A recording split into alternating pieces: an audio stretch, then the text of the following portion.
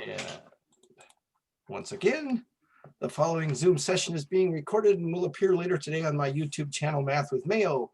There are 3 different classes that may be observing this session. Therefore, when you participate in the Zoom meeting, if you do not wish for your picture or your name to be made public, please leave the video off and use an alias name.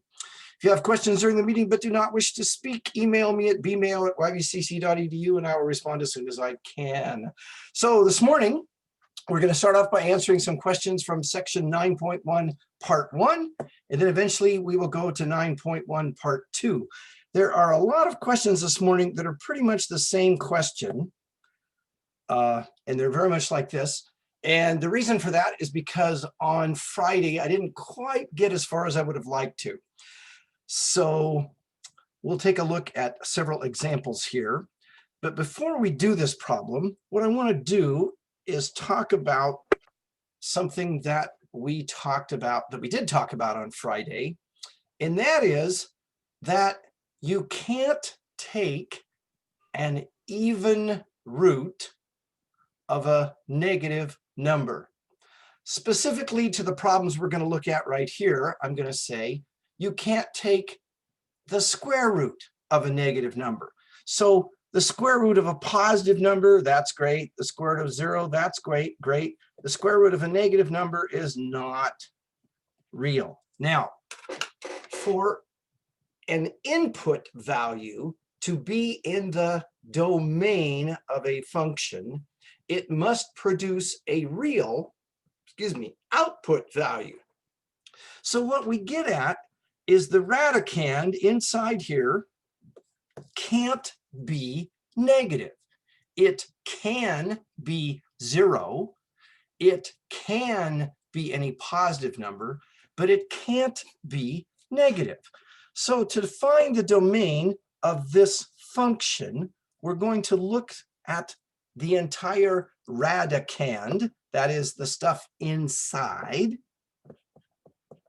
and we're going to say it has to either be positive or equal to 0. In other words, we take the radicand, make it greater than or equal to 0. That means it's going to either be positive or 0. And then we solve this inequality. To solve this inequality, we subtract 12 and we get that. Now, interval notation, okay? On the last test, several of you didn't use interval notation on your answers, and that's why you missed points on it. To say that x is greater than or equal to negative 12, we would have a bracket at negative 12, implying that we include negative 12, going all the way up to positive infinity. Positive infinity is not a specific endpoint, so we can't put a bracket there. All right, so here's the answer. So the domain would be everything greater than or equal to negative 12. Do you have any questions about that particular example? We're going to be looking at several more. They're all going to be the same. We're going to take the radicand and make it greater than or equal to 0 because we're taking an even root. So here we go. Same instructions. We're going to take 30 minus 5x, make it greater than or equal to 0. We want to know what the domain is. Okay. So solving this inequality, I'll subtract 30 from both sides.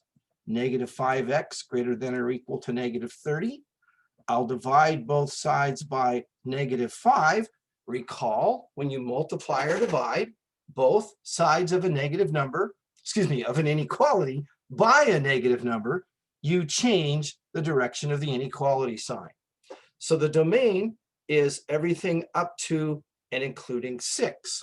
So in interval notation, you would go from negative infinity up to 6, like that. Any questions on that one? All right. Same set of instructions. Find the domain. We're taking a square root. Take the radicand, make it greater than or equal to 0, and solve it. We'll subtract 18 from both sides. Negative 9x greater than or equal to negative 18. divide both sides by -9, change the direction of the inequality sign because we divided both sides by a negative number. X is less than or equal to 2, so it goes from -infinity up to and including 2. And there we have that one.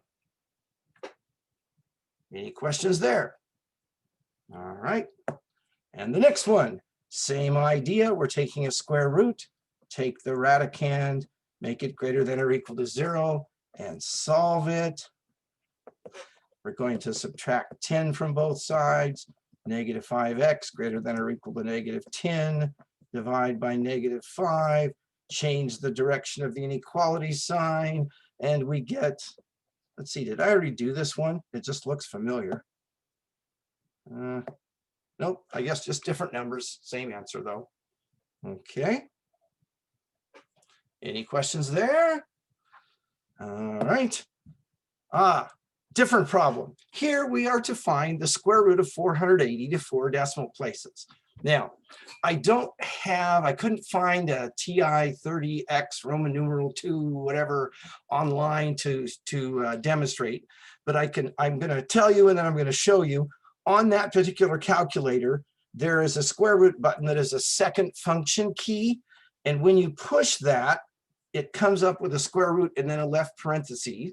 Then you would type in 480, put in a right parentheses and push equals. Now, I do have the calculator that I mentioned way back at the beginning of this class, where if you go in online and type in factorial calculator, you end up getting this one. Can you see the calculator there on the screen? Somebody just verify? Yes. Okay, just wanted to make sure I clicked the right buttons. On this particular calculator, I put in square root, then I put in 480 and equals. It says to 4 decimal places, so this would be 21.9089. The 5th decimal place right there is a 0, which would round down. So our answer to 4 decimal places should be 21.9089. Any questions about that particular problem? All righty, going on. This one says, find the domain and the range. The domain are all the x values. Is it is all or are all? Anyway, notice that the x is inside the radical, but the 3 is not. So basically, thinking in terms of what we just did, we want x to be greater than or equal to 0. Okay, well, it's already solved for x. So the domain would be, let's see, it would go bracket 0 to infinity. Okay, now the range, consider this, the smallest domain value, the smallest x value that I can put in there is a 0. When I put in 0 for x, I get 3 for y. 0 is the smallest x value I can put in. So any other x value I put in is going to be larger than 0, and the square root of something larger than 0, its result is going to be larger than 0, and it's going to keep getting bigger. So what I'm trying to get at is that the smallest range value is going to be 3. That is when x is 0, y is going to be 3. Now, from there, x can get bigger and bigger. Consequently, so can y. So your domain would be everything greater than or equal to 0. Your range would be everything greater than or equal to 3. Any questions about that problem? Okay. No, I did this one the hard way, and I went through and did all the x and y like you said, and then just took away 3. So I did this the really, really hard way. But you took away 3, but the 3 isn't inside the radical. Yeah, exactly. Yeah. Did this the hard way. Yeah, okay. All right. Here's another one of those like the ones previously. You're going to take the radicand, make it greater than or equal to 0, x is greater than or equal to negative 14. So negative 14 to infinity. 21, same thing, 28 minus 7x greater than or equal to 0. Subtract 28, subtract 28. Divide by negative 7, x less than or equal to 4. Notice again, we change the direction of the inequality. So we've got negative infinity up to and including 4. And finally, we've got a graph. It isn't the square root of x plus 3, it's the square root of x minus 3, but still, it's similar. So what I'm going to do now, if this works correctly, we'll see what happens, is go to this screen, and let's see. Let me make sure you can see that. So can everybody see my graphing screen? Yes. Okay. I'll assume that if you can, so can everyone else. Okay. And let's see, we've got 5 and 10 and 5 and negative 5, negative 5. And let's see, it was it f of x equals the square root of x and then minus 3, or it might have been g of x, I don't remember. It was f of x. Okay, so we've got f of x equals the square root of x minus 3. All right, now,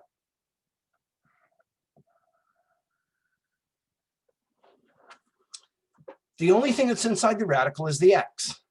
So the domain would be x is greater than or equal to 0. Okay, the minus 3 has nothing to do with the radical. So that means I'm not going to choose negative x values.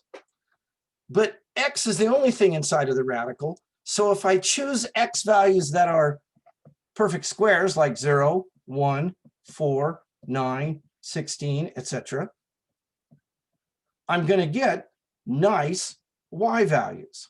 Okay, so f of 0 would be the square root of 0 minus 3, which is 0 minus 3, which is negative 3. X is 0, y is negative 3 is right there.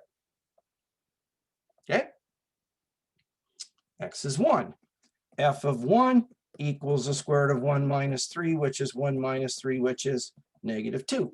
When x is 1, y is negative 2, which is right there. F of 4 is the square root of 4 minus 3, which is 2 minus 3, which is negative 1.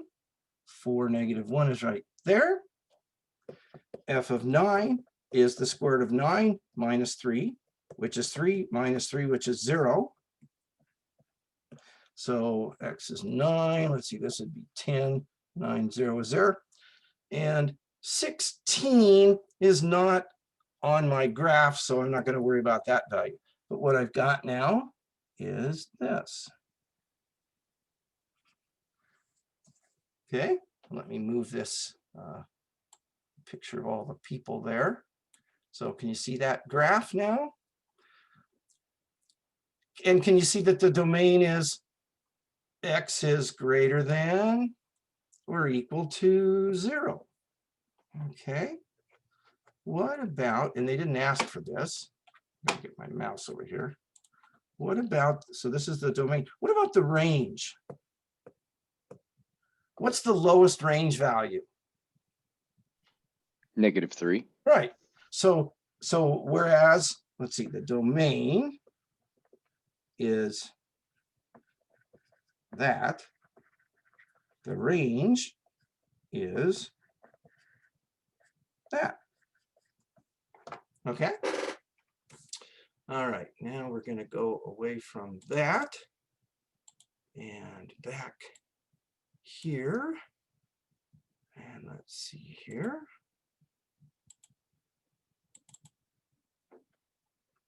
So let's go back for a moment and look at, let's see, this one. Okay, if we had graphed that one, instead of it starting down here, it would have started up there and done this. So that's where we get the domain, all real numbers greater than or equal to 0, the range, all real numbers greater than or equal to 3. Right, and that's how I did it. The super hard way is I graphed it out like that Yeah, to get it's okay. 2. It wasn't a waste of time. You'll be a better math person for it. Hey, I got the right answer. That's There you go. There you go. All right. I believe I've answered all the questions that people emailed me. Those of you that didn't email me any questions, do you have any questions before we go on and wrap up section 9.1? I have a question. All right. What is it, Sage? It's number 16. It says the radical or square root of 49t squared. Okay, so we're supposed to simplify it. Yeah. What does it say? Does it say the variable is unrestricted?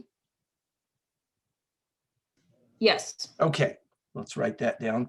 The variable is unrestricted. What that means is t can be any real number. It can be positive, it can be negative, it can be 0.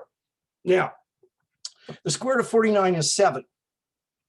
The square root of t squared is t, but we can't get a negative answer when you take an even root.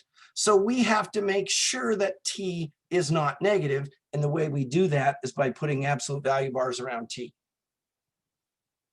Oh, that's it? That's it. Oh, okay. Thank you. You're welcome. Anybody else? Any other questions before we go on?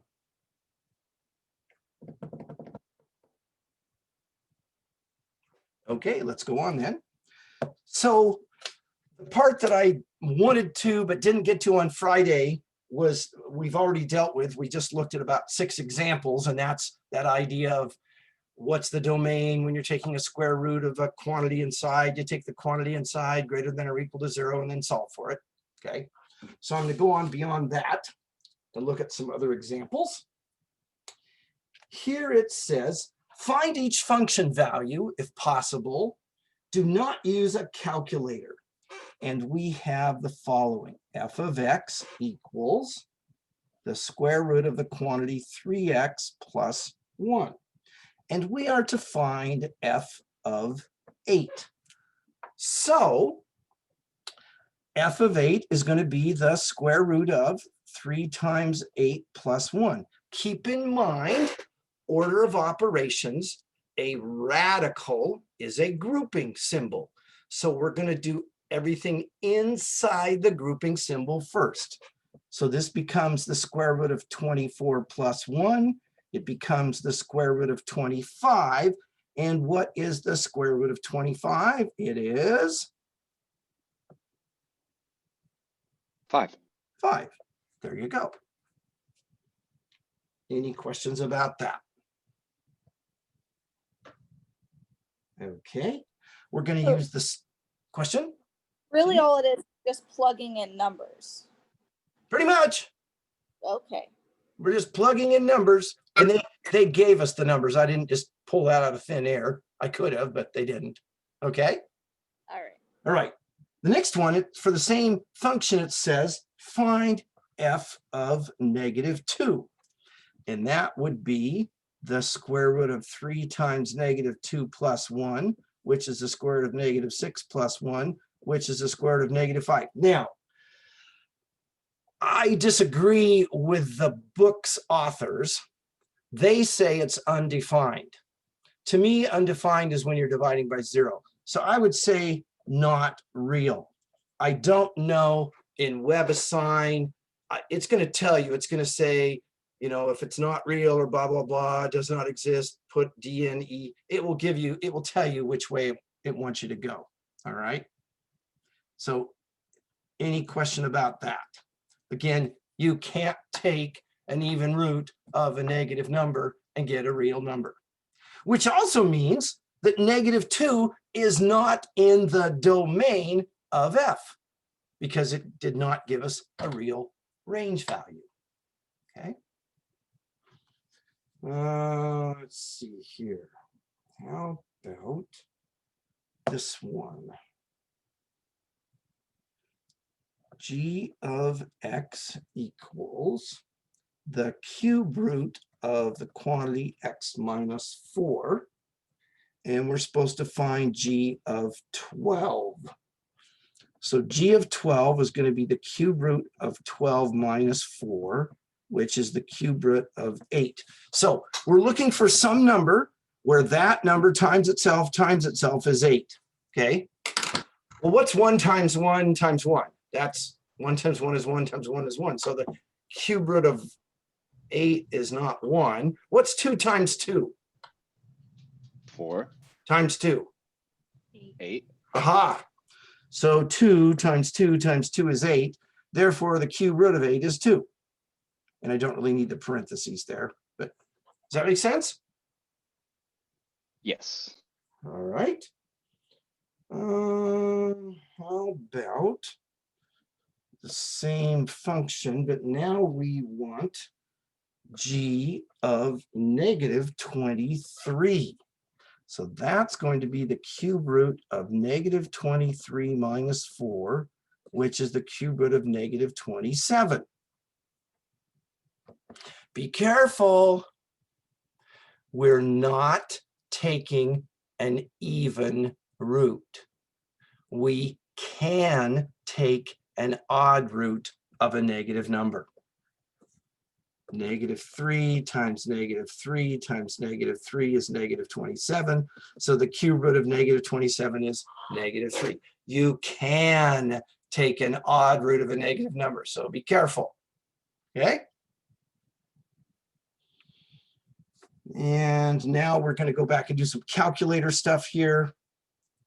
So we've got f of x equals the square root of the quantity x squared plus 1. And we're supposed to find f of 4. And it says to use a calculator, round to the nearest 10,000th. Let's see. 0.43872. This is what the tens, the ones, the tenths, the hundredths, the thousandths, the 10,000ths. So 4 decimal places to the right. Okay. All right. F of 4 is the square root of 4 squared plus 1 is the square root of 16 plus 1 is the square root of 17. So now I'm going to go back to my other screen where I've got the calculator and I want the square root of 17, which is 4.1231, and the 5th digit to the right is a 0. So my final answer to the nearest 10,000th should be that. Any questions there? Okay, let's see here. I'm going to get rid of all of this and we'll go over here, but we're going to use the same function and we're going to find f of 2.35. Okay, so again, we're using this same function. F of 2.35 is going to equal the square root of 2.35 squared plus 1. Okay, so I'm going to go back to my calculator and I've got 2.35 and let's see. I guess I'll just go times 2.35 and that gives me 5.5225, but then plus 1, that's going to be 6.5225. Okay, so again, let me go back here and show you what I've got there. So 2.35 squared is 5.5225. Adding 1, I get this. Okay. So now I'm going to go back and punch that into my calculator. The square root of 6.5225 225. And again, we're going to round to the nearest 10,000th. So we get 2.5539. And this fifth digit is a 1, which would round down. So our final answer is going to look like that. Okay. All right, we've been dealing with square roots. Now we're going to look at some cube roots. We did have a couple of cube roots, but let's take this problem. Let's see. Oh, how about this? What's the cube root of 1?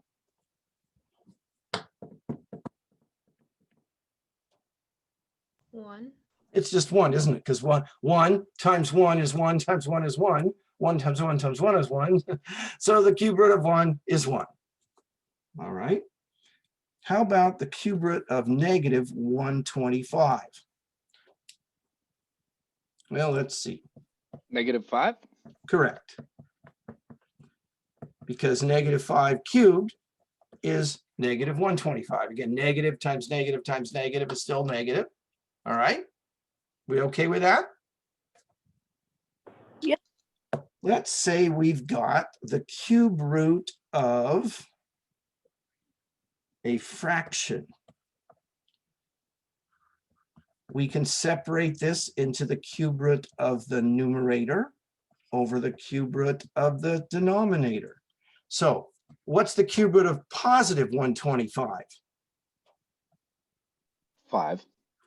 Now be careful on this one. What's the cube root of 64? Over. 4, good job. Because 4 times 4 is 16 times 4 is 64. All right, so final answer, 5/4 or 1.25. Okay. How about the cube root of 1,000? Is it 10? Indeed it is. 10 times 10 is 100 times 10 is 1,000. Yeah. See, you don't need a calculator. Just throw that thing away. Well, maybe not. No. Not this week, huh? Okay. All right. Now, let's see here. How about the cube root of negative 512 x cubed? Well, let's think about this now. If it's negative 512, the cube root of a negative is still going to be negative, isn't it? 512. What goes into 512? Can you think of any number that goes into 512? We're kind of breaking it down into prime factors right now. I cheated and used my my calculator. Okay. And there's nothing wrong with that, though we technically haven't even talked about how to do that yet, but that's okay. Let's do it without the calculator first. We'll get there. Okay. What goes into 512? If I was going to break it down to its prime factoring, what goes into it? 16. 16? You just looked at it and could see that? No, but I know my 16s. I don't know. You know, okay. Well, Or 64s, I think. I'm not sure. Okay, and you know, and that's fine. There's nothing. I was thinking more in terms of I just don't see it. Well, can you see that 2 goes in? Yeah.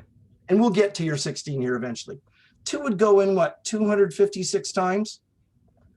And 2 goes into 256 128 times. And 2 goes into 128 64 times. And 64 is 8 times 8. And so what I end up with, let's see, 8 is 2 times 2 times 2, and 8 is 2 times 2 times 2. I end up with 2 to the 9th power. You see where I got all that?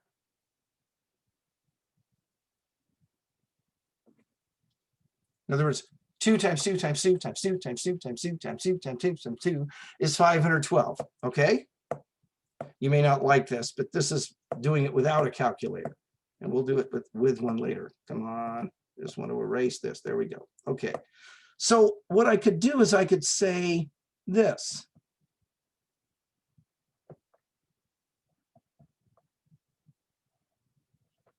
Okay, now that's like the cube root of -1 times 2 to the 9th times x cubed. What's the cube root of -1? -1. Okay, so that's gone. What's the cube root of 2 to the 9th power? Anybody?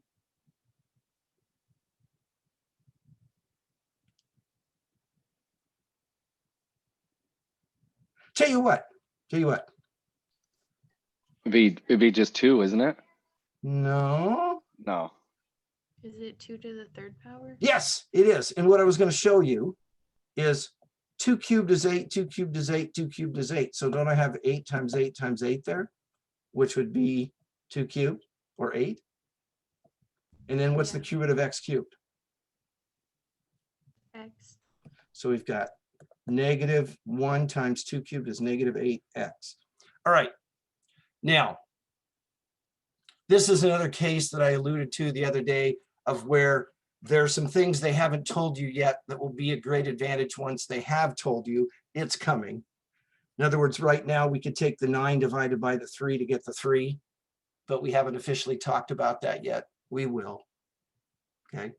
Let me ask you this, though. There weren't any instructions about, assume all variables are positive or negative or unrestricted. Do I need absolute value bars on that x? Only if it's unrestricted. Only if it can be possibly negative. Because then it would cancel itself out, wouldn't it? Or it wouldn't make itself a positive, wouldn't it? No, my logic is flawed. I'm not going to respond yet. I'm waiting for you or somebody to discover why it doesn't matter. Because it's an odd number. What? Because it's odd. What's odd? The root, it's a cubed root. So Yes. Since we're taking an odd root, the answer can be positive or negative. So it doesn't matter. In other That words, makes sense. good, because that's my story and I'm sticking to it. Yeah, so because it's an odd root, x can be positive or negative. It doesn't matter whether there's any restrictions on it. We don't need absolute value bars because it's an odd root. It's only when it's an even root we have to watch out. Okay, let's see here, complete the table and then graph the function. So we're going to go, let's see, we're going to go back to, what do I want to do here? I want to close up that and open up this. And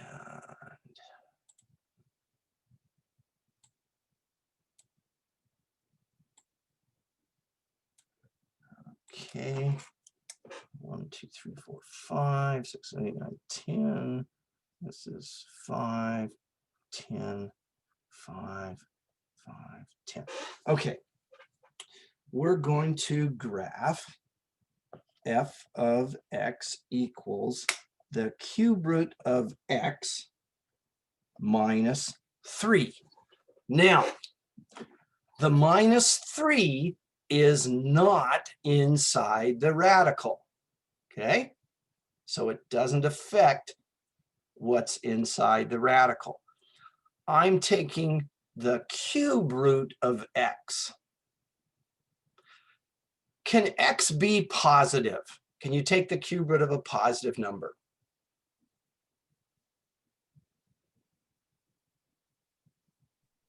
I don't see why not. Can you take the cube root of 0? Yes. Yes, it would just be 0.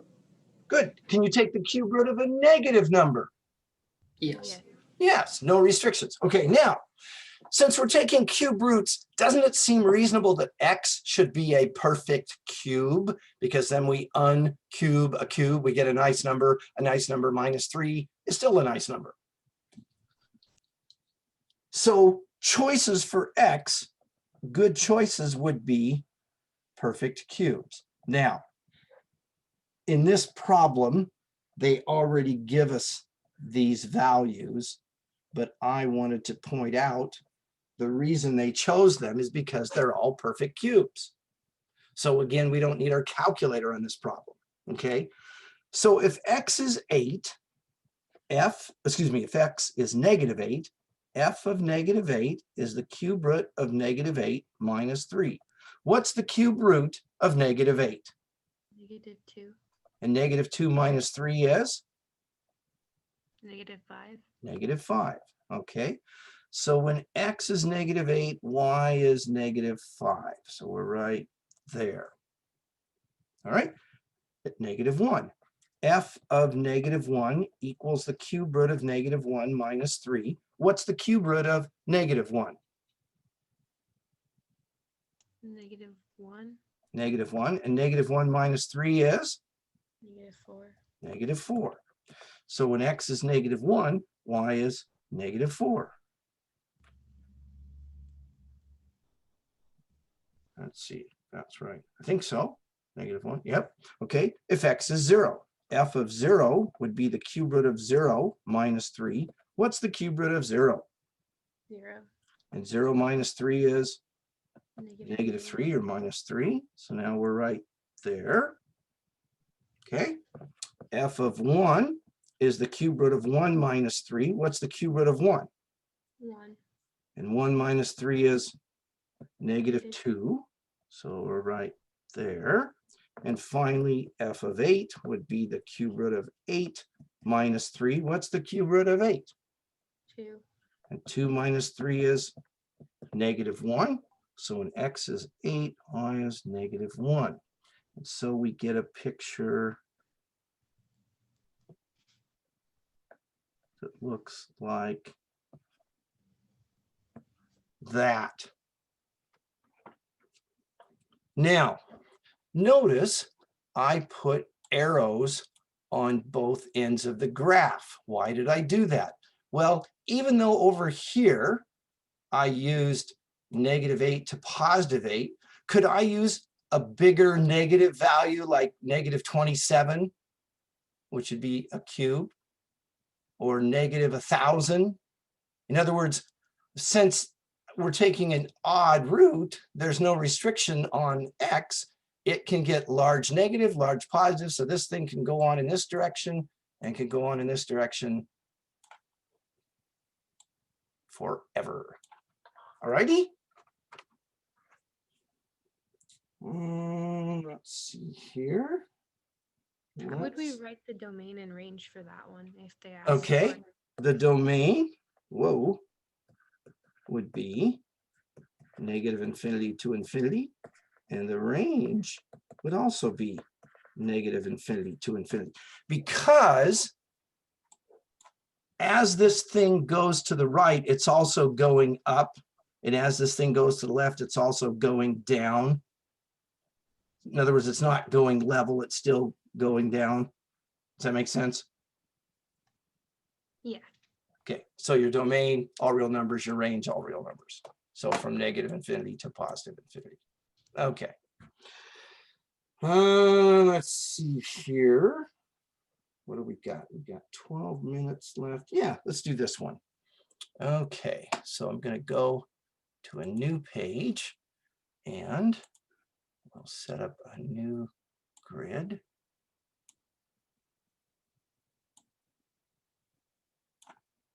Let's get that out of the way.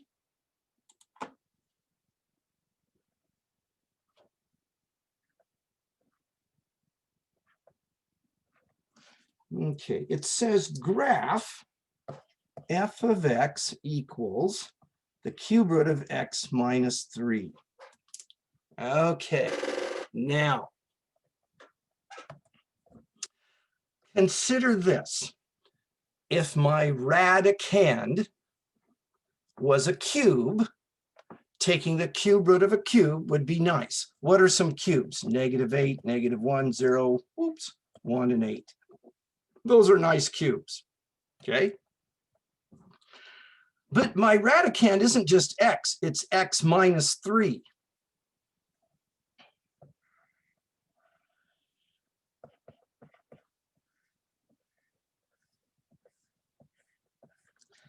So I want to put a value of x in there and then subtract 3 and get these results. If my number that's x is going to end up getting 3 subtracted from it immediately, and then and then I want it to end up these values. What would I put over here? 11. Careful. For the top one? Yeah. Top one's -5, isn't it? There you go. Yeah. And whoever said 11, your thinking is almost correct.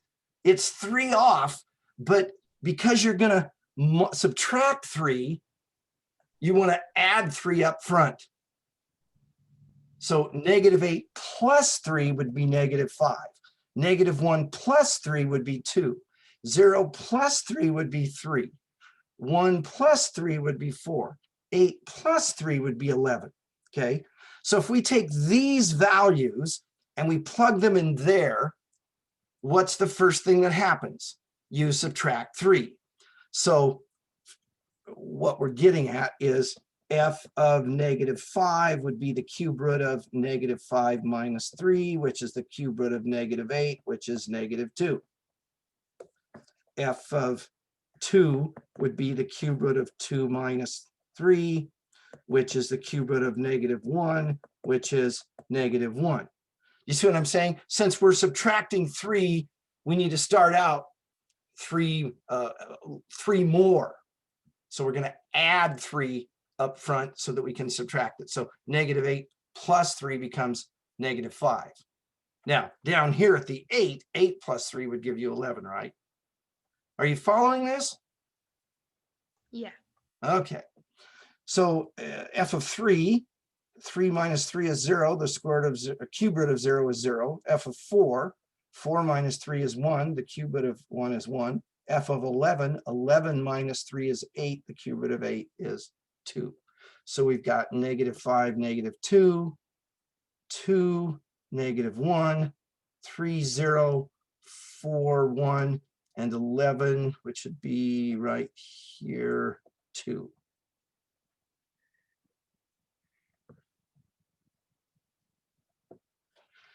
Now, do you have to do it this way? No, because it's a cube root, you can pick any value of x you wanted, but if you don't get nice cubes, then you're going to need to approximate with your calculator and things might get messy. So I just think it's better to work at, think ahead of time, what can I put in there that'll give me nice results? Okay, let's go back to simplifying some more radicals. I'm going to close this up and go back to this one right here. And let's make sure you can see what I want you to see. And okay, how about the 6th root of 64? Again, without a calculator. Well, let me ask you this. What's the 6th root of 2 to the 6th power?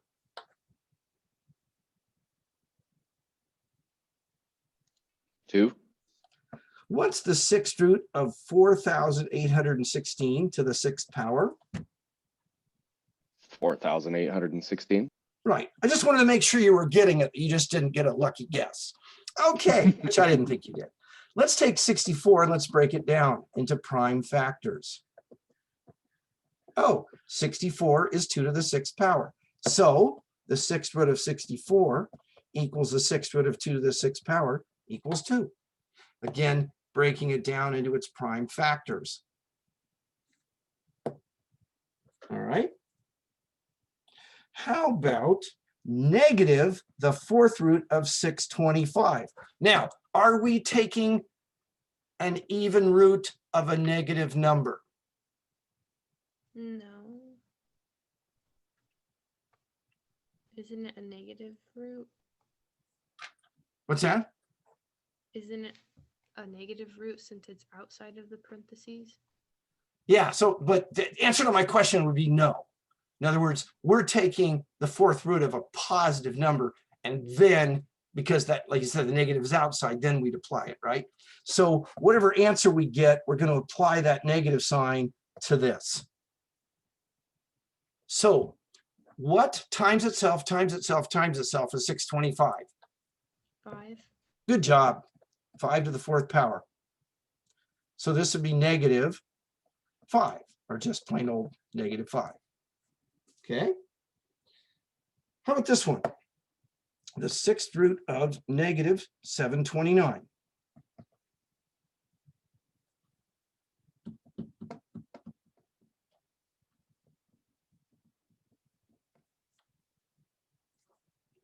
Some of you are working way too hard. Can you do that? Because it's a negative and it's a positive, or it's a even square root? Or So what are you saying? it's a not real or no? Good job. significance? Yeah. And back to earlier where I was saying that I didn't like the book's answer. Earlier, they had undefined for something like this, and now they're saying not real. So, which I agree with. There you go. Good job. So if you were sitting there trying to figure out what the 6th root of 729 was, you missed the point, but you didn't. Good old SB. All right. How are we doing? We got time for another one. Let's see here. The 5th root of negative 32x to the 5th. It says, assume all variables are unrestricted. Okay. So that means a variable can be positive, negative, or 0.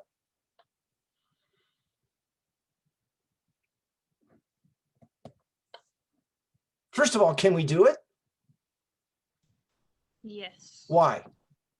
Because it's an odd radical, so Right, doesn't odd matter. index, right? So we can. Are we going to get a positive or a negative? negative. Good. How about 32? Let's see, that's 2 times 16, 2 times 4 times 4. There's a whole bunch of 2's. Oh, that's 2 to the 5th power, isn't it? What's the 5th root of 2 to the 5th power?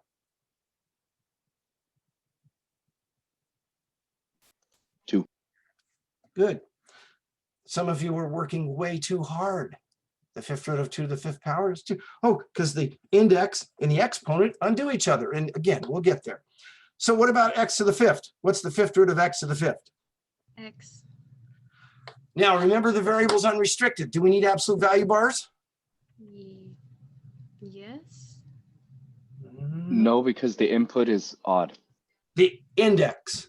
Index, sorry. There you go. Index. Yeah. Okay. Because you're taking an odd root, no restrictions. Okay. How about this?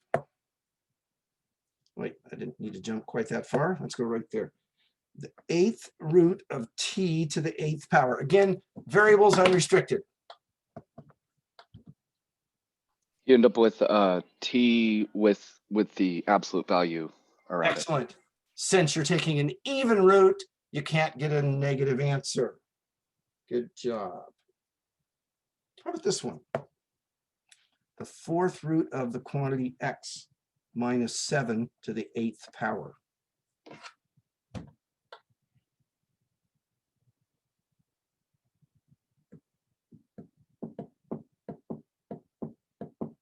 So would it just be 7 minus, x minus 7 to the 4th then? Because you would simplify it?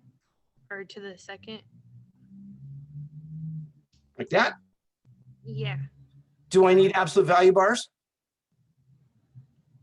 Yes. Just looking at this, you'd think so, but remember, something squared wouldn't be negative. So you don't need absolute value bars? Right, okay, let's go back to something a little more basic.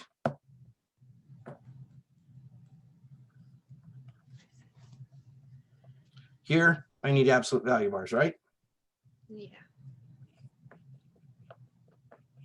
What about there? Wouldn't you still need them? No, because whatever x is, since it's being squared, if it's negative times negative, it would still be positive. Oh, okay. You see it? Yeah. So back here, since it's squared, it's not going to be negative, so we don't need absolute value bars. All right, enough torture for one day. So tonight, you are to wrap up section